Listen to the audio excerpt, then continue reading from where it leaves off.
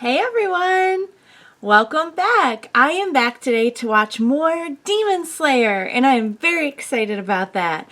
If you're watching this video early, it means you are one of my awesome patrons. Thank you so much. As always, I'm sending you those big old hugs through the screen. And if not, still thank you so much for joining me today. I do hope you'll consider supporting me that way. The link to my Patreon is going to be in the description below. So I am so hooked on Demon Slayer, you guys. It did not take long, which I was surprised about. We've had some really great moments happen already, and we're like, what is this that I'm on? Like episode 5? Episode 5. And, you know, we've had some sad moments, we've had drama, and most recently we had the epic victory that Tanjiro had against, he was taking his kind of, not to use a My Hero term, but he was kind of taking like his Demon Slayer exam. and we encountered a demon that seemed to have a grudge against the elder mentor, whose name I had last week, and don't ask me how I forgot the name between last week and now. I do apologize, but as soon as it comes back up, I'll make a mental note. I just need to start looking for like a shirt, like my Hero shirt that has all the pictures and names on it except with Demon Slayer. If somebody can find me that shirt, post the link.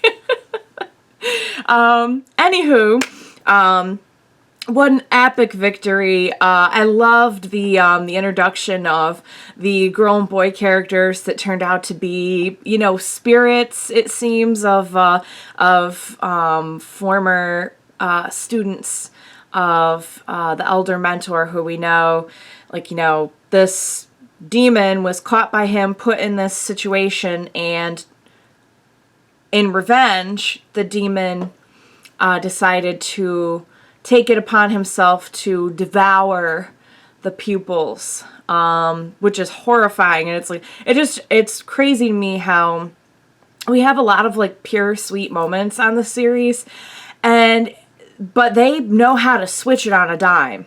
Like, they've shown that since episode 1, where we had like these sweet moments with the family, and then like they don't spare the gore. I mean, it's not like super gory, but it's more than just heavily implied. Like, they show stuff of like a little bit of gore. So anyway, I cannot wait to see what's next.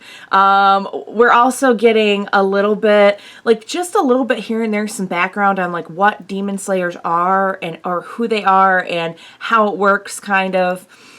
So that's really good too.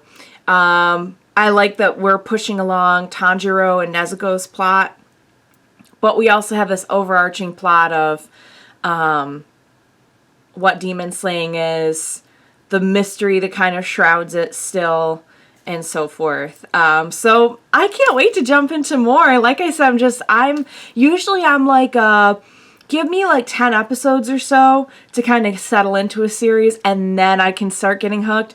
This one just hooked me right away. So, great recommendation, you guys. Thank you for voting for this one. I can't wait to see more. And without further ado, then, I think we should just jump right in to the next episode of Demon Slayer. Let's do this.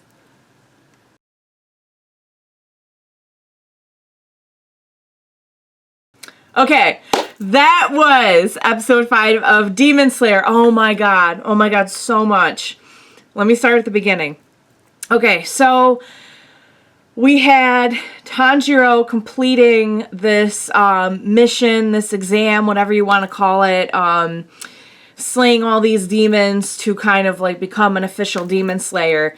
And it's so him that the whole time he's trying to do it, he's just asking them like how he can cure his sister. He's just so good and pure. He's so good and pure that he was like, it took me a second to figure out what was going on, but I guess the little clips that we were seeing were the human version of the they must have said what it was called, but I'm not recalling it right now, but the giant demon that Tanjiro was fighting in these woods. And Tanjiro is so good that he took a moment as the demon was dying to like hold his hand and pray with him. Like, he's just so good. Like, after everything demons have done to him, they've wrecked they've turned his life upside down. They killed his family. They, now he has to cure his sister. And like, he took the time to like pray with that demon that he wouldn't be a demon in the next life. I feel like a horrible person every time I watch him, because like, he's so good. He's so pure. All right, moving on. Great episode. So we got the introduction of a few more characters and elements in this episode, which I thought was really cool. We have the super angry new Demon Slayer guy. At first I was getting like some Bakugo vibes from him, but he's like even beyond. Like, he just took that girl's hair and was like, no, you don't, no, you just don't do that.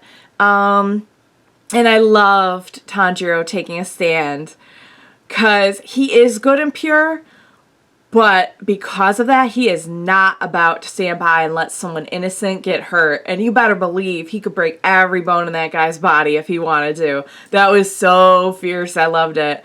And we got a couple other characters who also made it to the top of the mountain.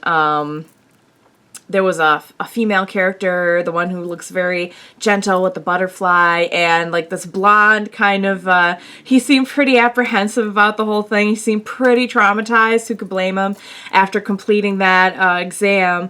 Did not catch their names, but I know that a few of them are in the end credits. So I'm excited to see this universe expand in terms of the characters that we know. We also know a little bit more about their swords now. We know they got to pick the ore of their swords, and they're personally forged. The whole thing with like the bird and the sword and everything, it gave off a very like Harry Potter vibe to me. Like when they're first getting their animal and they're getting sorted into their house and all that. It had a really good vibe like that. So I'm curious as to why his sword is black and what that means and what it means for him. Because it seems like it's kind of not always a good thing that it's a black sword, but that it turned black, but it's not necessarily a bad thing either. So I'm really curious to know more about that. I feel like every episode we get like a tiny bit more about demon slaying in general. And I know I'm tracking back a little bit with this, but the scene where Tanjiro kills the demon and all of the people, all of the kids that the demon has killed are there in spirit form, just like giving him respect and thanking him for being able to now rest in peace. That was so good. But perhaps the most emotional, probably by far the most emotional part of the whole episode was we up to this point we didn't know why Nezuko was sleeping so much, why she was like in a coma. It seemed like he gets home, he's like near death in terms of like he's just so done and so worn out.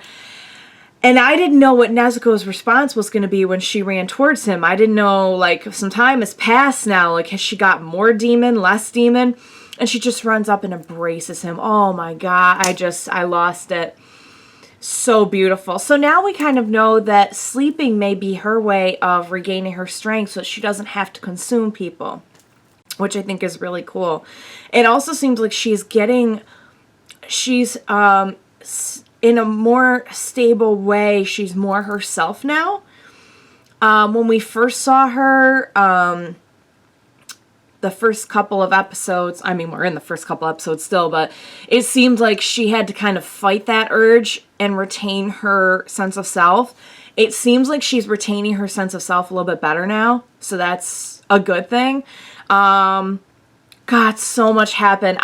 You guys are going to know this from my shirt, but I'm just going to jump right into the next one right after I am done here, because I cannot wait to see what is going on and what's going to happen. So now Tanjiro has a mission, so I'm psyched to see that.